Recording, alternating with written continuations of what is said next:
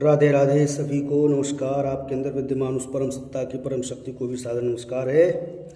और आज हो सकता है कुछ वीडियो आपको लंबा लगे, लेकिन आप इसको ध्यान से देखिए क्योंकि आपके लिए बहुत ज़रूरी है। और इसको आप अन्य महिलाओं को भी शेयर कर दें क्योंकि करवा चौथ से संबंधित है। तो अगर चैनल पर नए हों तो इसको आप एक बार सब्सक्राइब कर दीजिए और वीडियो को शेयर तो आप ज़रूर करें क्योंकि इससे बहुत से लोगों की बहुत सी समस्याएँ दूर होंगी। तो शुरू करते हैं। दरअसल इस साल जो करवा चौथ है ये तो जानते ही हैं महिलाओं के सुहाग के लिए होता है और उन्हें सदा सुहागिन का वरदान इससे मिलता है। तो एक पंचांग होता है दृक, ध्यान से सुनेंगे आप। दृक पंचांग है तो उसके अनुसार जो कार्तिक मास के कृष्ण पक्ष की चतुर्थी तिथि है, कार्तिक मास के कृष्ण पक्ष की चतुर्थी तिथि वो इस साल 9 अक्टूबर की रात, समय ध्यान से सुने आप, 9 अक्टूबर की रात 10:54 पर आएगी और ये 10 अक्टूबर की शाम 7:38 तक रहेगी। समय का ध्यान से आप सुनिए, ये आपको इतनी डिटेल आपको शायद ही मिलती हो।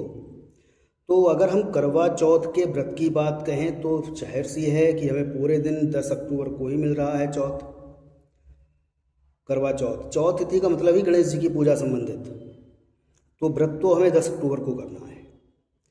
अब इसमें आप ये दिमाग में आपके आ सकता है कि 7:38 तक ही तिथि है, फिर कैसे पूजा हुई करवा चौथ की। तो करवा चौथ की विशेष पूजा जो है वो करवा माता की होती है। उसके लिए मैं आपको शुभ मुहूर्त बता दूं। उसका शुभ मुहूर्त है शाम को 5:16 से 6:29 तक। आप इस दौरान अगर करवा माता का पूजन कर लेते हैं, गणेश जी का पूजन कर लेते हैं, जो पूजा आप नीचे करते हैं, तो वो आपके लिए विशेष फलदायी रहेगी। लेकिन अगर हम 10 अक्टूबर की रात चंद्रोदय की बात करें तो चंद्रोदय आपका 8:47 पर होगा।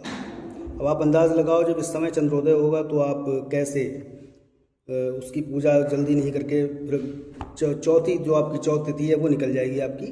तो आप करवा की पूजा पहले कर लें और उसके बाद जब 8:47 पर चंद्रोदय हो तब आप चंद्रमा की पूजा करके व्रत खोल सकते हैं। अब कुछ लोग पूछते हैं व्रत में पूजा किसकी की जाती है, तो बड़ा सीधी सी बात है। देखो ये चौथी तिथि है, चौथ है तो गणेश जी की पूजा तो कन्फर्म है। इसके अलावा माता करवा की पूजा होती है और भगवान शंकर के पूरे परिवार की पूजा होती है कार्तिकेय भगवान तक। भगवान शंकर, माता पार्वती और कार्तिकेय भगवान सबकी पूजा होती है। तो ये तो क्लियर है कि आपको करवा चौथ के बारे में जानकारी हो गई होगी। अच्छा, अब हम आपको कुछ और अलग जानकारी देते हैं जो आपको लगभग नहीं है। एक नियम है कि हम चंद्रमा को देखकर ही व्रत तोड़ते हैं, तो ऐसा क्यों है? तो उसका कारण ये है कि जो चंद्रमा है, चंद्रमा वो पुरुष रूपी ब्रह्मा का प्रतीक है। चंद्रमा हमारा पुरुष रूपी ब्रह्मा का प्रतीक है और उनकी पूजा और उपासना करके, भगवान चंद्रदेव की पूजा और उपासना करके हमारे सभी पाप नष्ट होते हैं। इसके अलावा एक बात और भी है, चंद्रमा जो है वो शीतलता, प्रेम, प्रसिद्धि और लंबी आयु के प्रतीक भी माने जाते हैं। यही वजह है महिलाएं इनकी पूजा करके इन्हीं गुणों को अपने पति में पाना चाहती हैं। दूसरा प्रश्न है छलनी के माध्यम से ही चंद्रमा को क्यों देखते हैं? उसका जवाब है, दरअसल चंद्रमा को भगवान गणेश ने श्राप दिया है कि जो कोई नग्न आँखों से सीधे देखेगा उनको तो उसको श्राप लगेगा, उसको पाप लगेगा। तो लिहाजा महिलाएं क्या करती हैं, छलनी में दीपक रख के चंद्रमा के दर्शन करती हैं, इससे श्राप से भी बच जाती हैं। और दीपक का महत्व तो क्या है वो भी समझिए। ऐसा होता है जो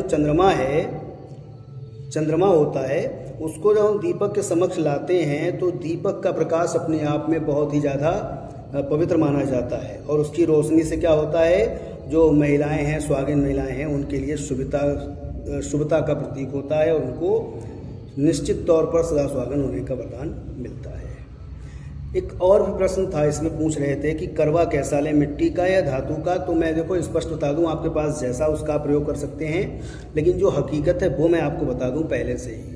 ऐसा होता है, मिट्टी के करवे की धार्मिक मान्यता है जो सीधे तौर पर माता सीता और देखा जाए तो माता द्रौपदी से जुड़ी हुई है। दरअसल जब इन लोगों ने व्रत किया था, माता सीता ने और माता द्रौपदी ने, तो मिट्टी के ही करवे का प्रयोग किया था।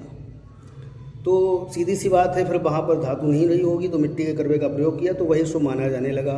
इसके अलावा एक बात और भी मैं आपको बताऊं, जब करवा जो होता है हमारा, ये 5 तत्वों का प्रतीक माना जाता है। जैसे जल है, मिट्टी है, अग्नि है, आकाश है और वायु है।